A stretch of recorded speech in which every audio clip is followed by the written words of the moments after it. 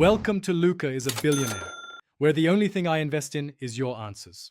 In this video, I will show how to remove a GMC Sierra door panel.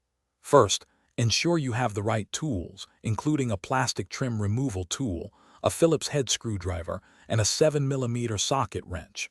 Begin by gently prying up the power window switch panel.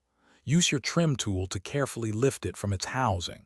Once loose, disconnect the electrical connectors by pressing the small tabs and pulling them free.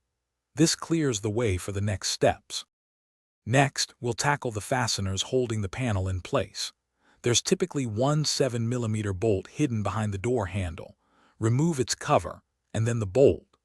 Look along the bottom edge of the door panel for two Phillips head screws and carefully unscrew them. Some models might have additional hidden clips or screws, so a quick visual inspection around the panel's perimeter is always a good idea to ensure all fasteners are located. With all the screws removed, it's time to detach the panel itself. Starting from the bottom, use your trim removal tool to carefully pry the panel away from the door, releasing the plastic clips. Work your way around the edges until all clips are free. Once the clips are released, lift the entire door panel straight up and away from the door frame. Remember to disconnect any final electrical connectors and the door handle cable before fully removing the panel. Before reassembly, take a moment to inspect the door panel and the door frame for any broken clips or potential damage. Replace any damaged clips to ensure a secure fit.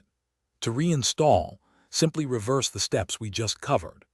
Reconnect the door handle cable and all electrical connectors, then align the panel and press it firmly into place.